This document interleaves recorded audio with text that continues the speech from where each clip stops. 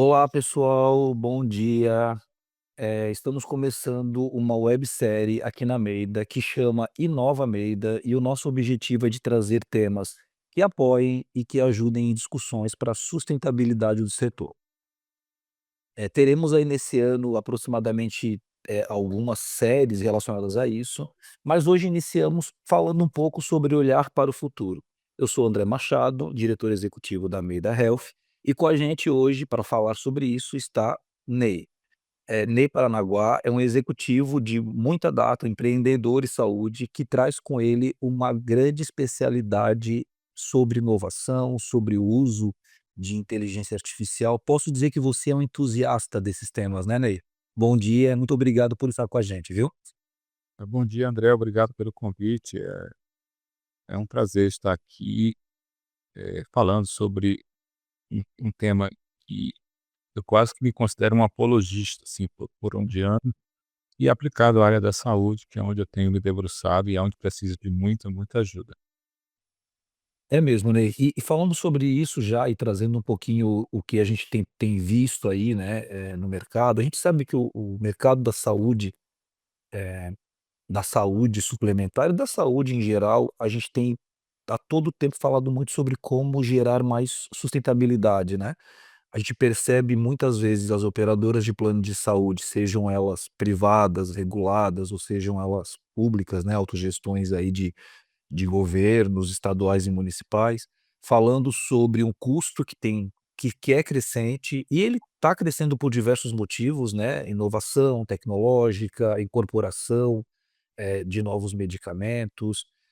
Tem também uma discussão muito forte sobre desperdício na saúde, né, e do outro lado tem o prestador de serviço, que atende aí os beneficiários desse segmento, com modelos de remuneração muito específico, né, ainda muito resguardado em fee for service, em pagar pela produção executada, e no centro disso tudo estamos nós, né, pessoas que usamos desse serviço lutando aí por uma qualidade assistencial cada vez melhor e por uma saúde, de verdade para que a gente consiga ter essa longevidade, e viver mais, né.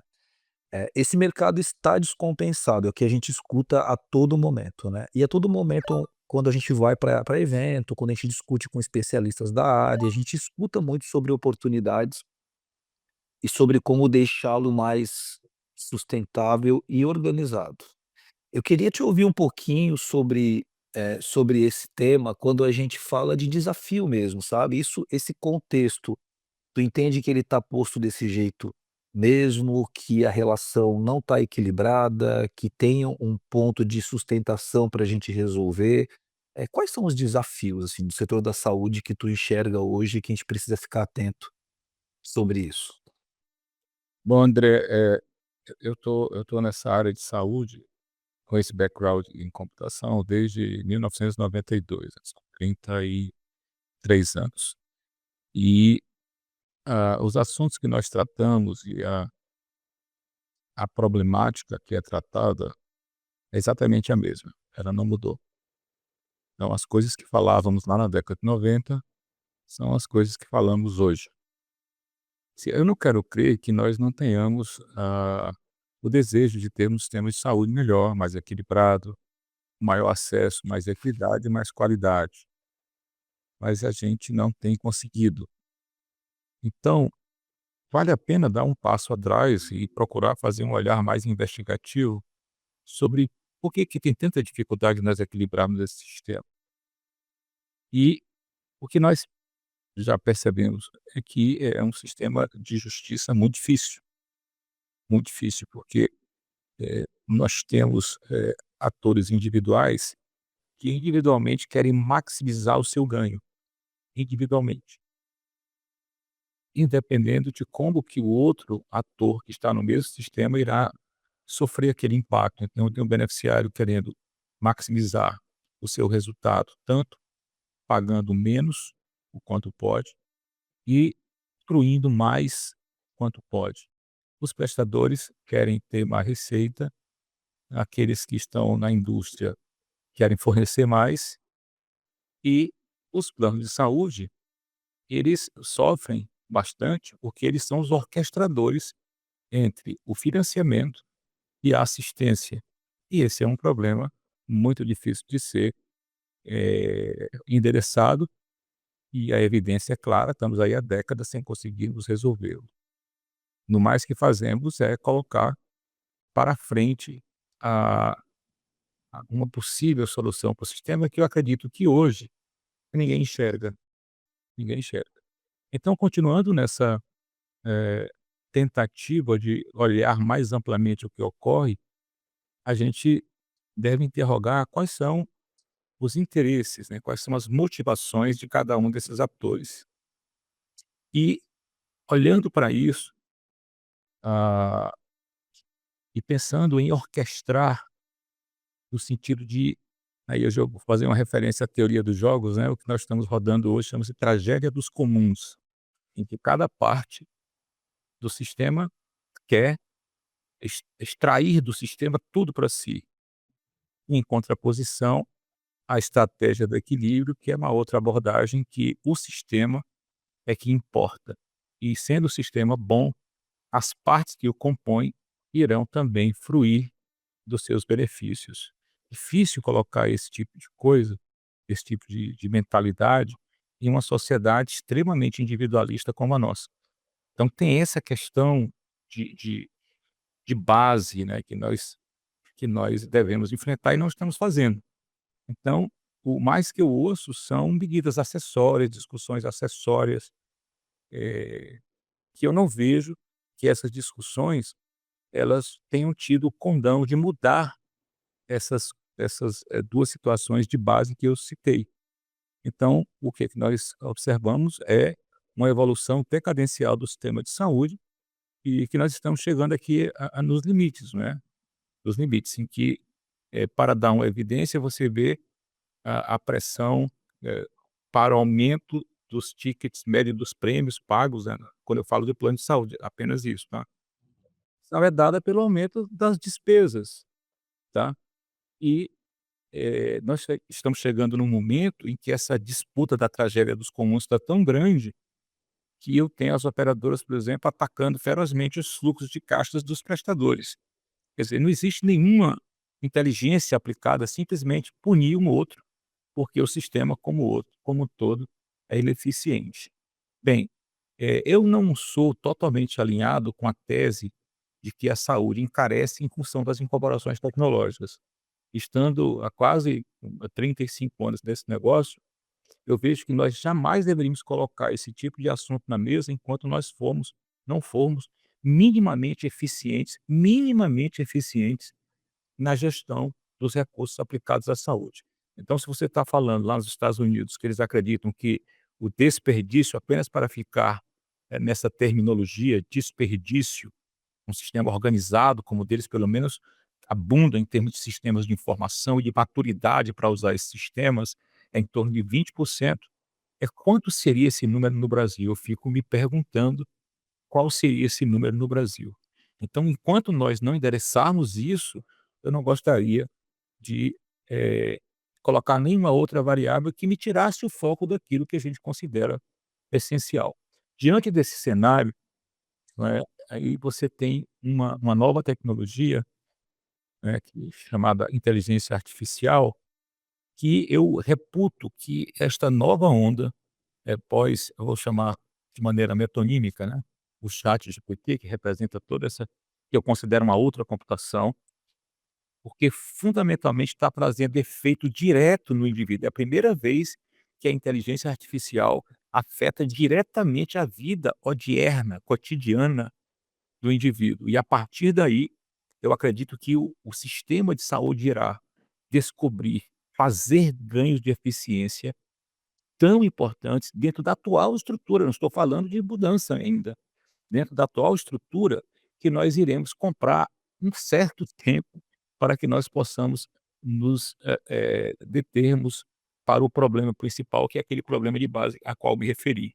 Então, não por qualquer outro motivo, essas tecnologias novas, elas irão melhorar o nível de eficiência dessas operações de tal maneira que teremos um certo alívio quando nós tratarmos da fisiologia financeira. Haverá um certo alívio, sim.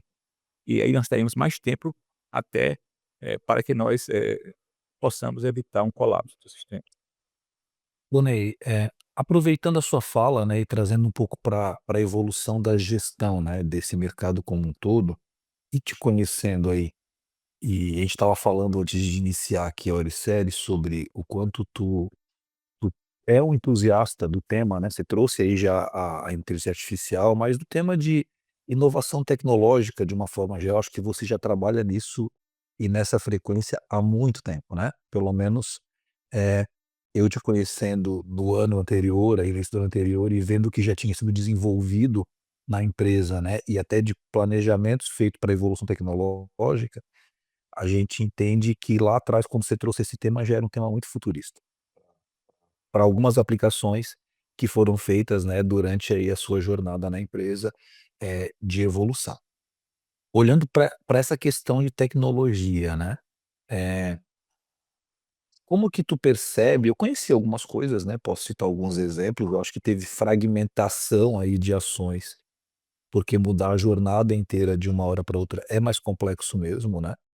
Então teve fragmento de ações que foram colocadas na gestão, mas eu queria te ouvir sobre o quanto a tecnologia, o quanto a inovação tecnológica e a própria inteligência artificial podem apoiar mais com ações que tu já desenvolveu, já pensou nesse movimento de gestão, de transformação digital na saúde, né, para que a gente foque nesse pedaço, que é um dos pedaços que traz muito desperdício, né. Eu li alguns artigos no Brasil de empresas que mediram esse processo de desperdício em saúde que apontam para 40 bi, né, de reais aí de desperdício. A gente sabe que são estudos por base aí feitas de ações dentro de grandes prestadores de serviço, mas o volume ele é extremamente considerável. O que que a gente consegue fazer com isso, né? Com certeza, se for aplicado na saúde, entregar muito mais saúde para a população.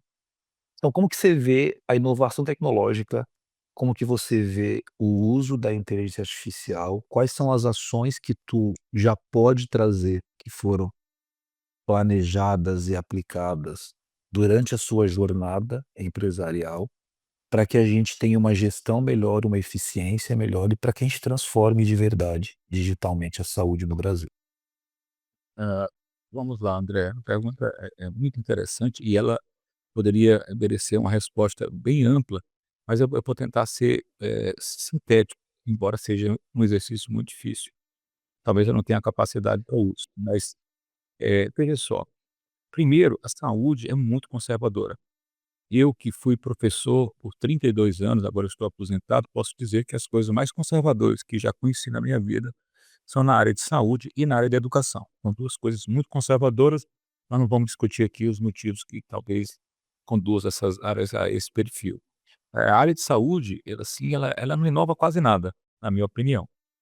Outro dia estávamos refletindo e buscando evidências e nós, chegamos à conclusão que nós rodamos, por exemplo, dentro das operações de um plano de saúde, rotinas do século XX.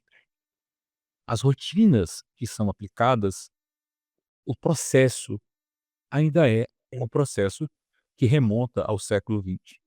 É inacreditável, porque as tecnologias que surgiram, as mais variadas, e eu não sou apologista da tecnologia, eu sou apologista da transformação.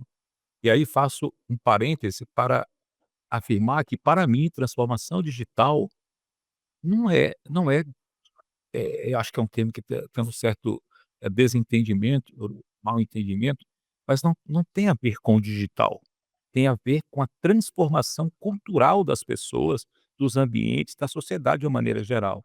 E aqui nós estamos tratando de saúde. E isso enseja, além de uma mentalidade diferente, começa de mudança de processos. E na saúde nós estamos embutindo tecnologia contemporânea, embora eu acho que a gente tem um pouco de atraso em relação às IAs mais novas, em processos que são velhos, que são desgastados, eles não têm feed para esse tipo de tecnologia. Esse é um ponto. Então, nós teríamos que fazer coisas de maneira diferente, habilitados pelo que as novas tecnologias nos permitem fazer. E a área da saúde, isso é uma reflexão que já faço há muitos anos, deveria olhar outras áreas em que o processo de transformação cultural daqueles envolvidos no domínio, dessas outras áreas, ele ocorreu. E aqui no Brasil, assim, acho que na vida cotidiana de cada um de nós, André, os exemplos eles vicejam, né. Você olha para o Uber, você olha: "Ah, porque o Uber é uma app", não, Uber não, Uber me deu a possibilidade de me despreocupar quando eu estou sem um meio de transporte próprio e com segurança partir de um lugar e ir para outro lugar. Essa sensação que é embutida na nossa cabeça. Assim como eu brinco agora que o iFood é aquele sujeito que dá uma estabilidade no final de semana, né. Você não tem alguém para lhe apoiar, não, mas eu chamo o iFood. Então a coisa é a transformação em parte do ethos da sociedade. Na saúde, nós não temos isso por conservadorismo, e nós temos que olhar para as coisas como estão acontecendo, sobretudo olhar para os processos e pensar: como é que esses processos não estão funcionando, porque eles estão apenas reproduzindo os mesmos defeitos, os mesmos problemas há décadas. Então como é que eu olho para isso e faço completamente diferente, olhando para o que os nossos companheiros de outros domínios da sociedade e outras áreas estão fazendo. A gente não traz esses exemplos, André. Eu sugiro até que, ao invés de a gente ficar frequentando feira da área da saúde, a gente deva ir à feira de e-commerce, como é que os caras estão fazendo lá, ou feira de banking. Você vê o Nubank é o banco mais valioso do Brasil, ele não tem uma agência sequer e tem, André, uma penetração semelhante à da Caixa Econômica Federal. Ele está em quase todos os municípios do país. É. Isso é uma coisa extraordinária. Por que que a gente não reproduz uma coisa dessa para a saúde? É algo muito interessante se interrogar. Embora a resposta não haja ainda as claras, mas a gente suspeita que em alguém dando o primeiro passo, talvez se descortine um novo horizonte. Lá no passado, e a inteligência artificial, André, ela é nada mais do que um esforço para tentar reproduzir a forma como o homem raciocina. E esse homem industrial, esse homem produto da revolução industrial, ele raciocina cada vez menos. Ele está cada vez mais submetido a algoritmos restritos e no final ele acaba sendo um robô biológico, né, um robô de carbono. Então, assim, não deve ser tão difícil, concorrer com esse homem que está quase um autômato, não é. Então, com essa tese, a gente fez, bastante coisas, na área de processos de plano de saúde, IAs de regulação, IAs de auditoria odontológica, desde 2020 fizemos IAs de raio-x de tórax, de mão, de pés, de rosto, cara, assim, um monte de coisas.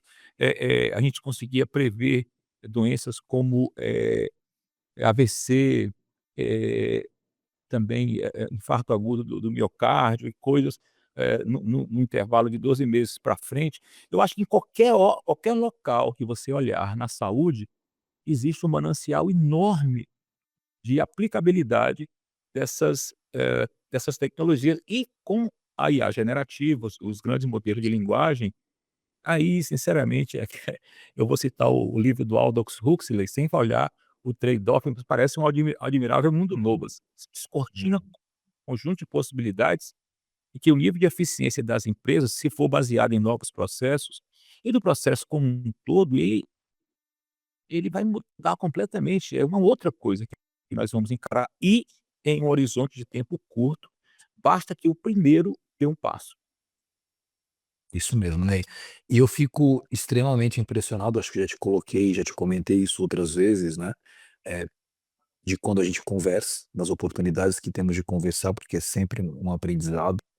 Mas quando você traz principalmente esse olhar sobre gestão, que você falou no início, esse objetivo principal da transformação digital, que é uma transformação cultural, e eu fico impressionado o quanto dentro da Almeida as pessoas estão aculturadas para esse movimento, né, já trabalhando com uma cabeça direcionada para isso, né, das discussões que eu participo, quantas pessoas já trazem até um questionamento sobre como a própria IA, uma coisa que parece ser simples, né, quando a gente fala, mas o como a IA me ajuda a resolver essa dor, esse problema e a gerar uma relação mais equilibrada, que foi uma fala sua também aqui, durante a nossa conversa.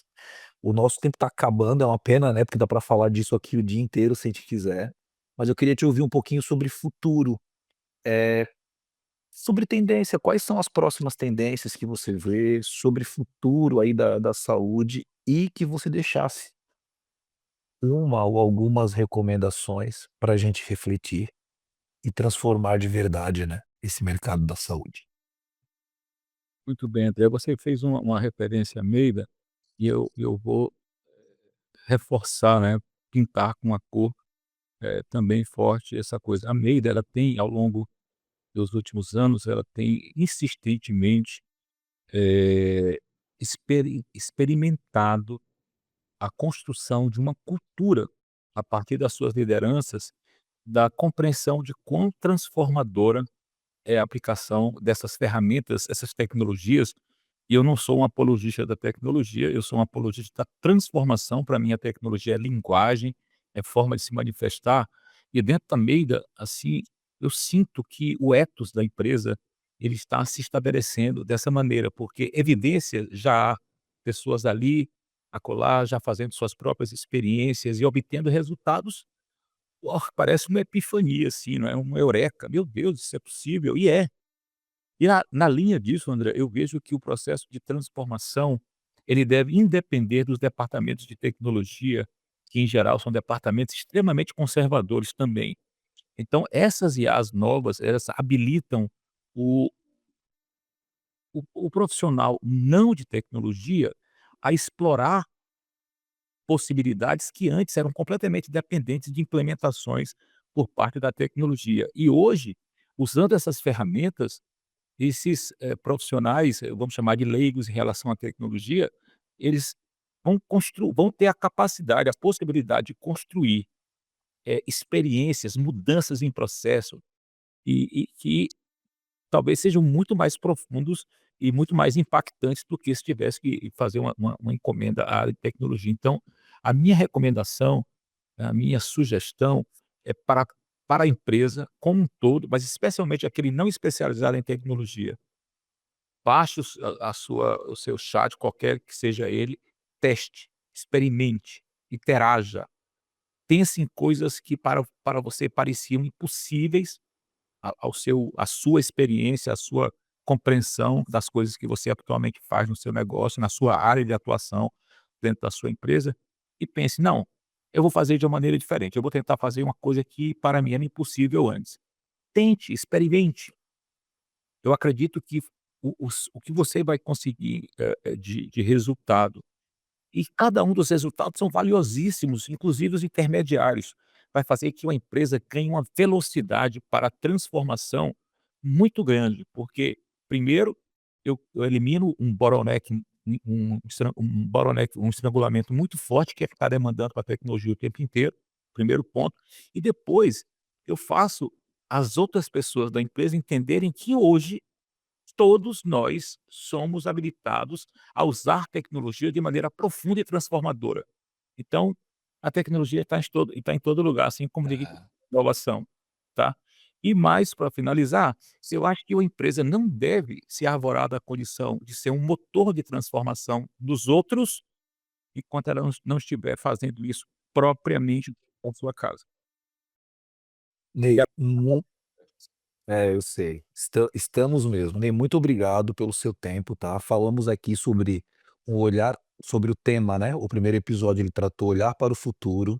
O que eu coloco aqui na minha mochila da nossa conversa de hoje é que precisamos sim transformar culturalmente para mudar digitalmente os nossos negócios e que a gente precisa executar, entrar, conhecer e aplicar, né? Tu falou muito sobre isso e eu entendo da nossa conversa de agora, que tudo isso vai melhorar a gestão e a levar a saúde para um movimento mais equilibrado.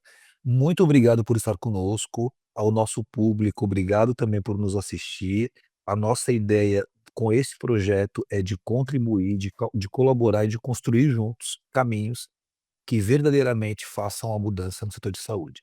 Ney, muito obrigado. Esse é o Inova Meida. Fique com a gente.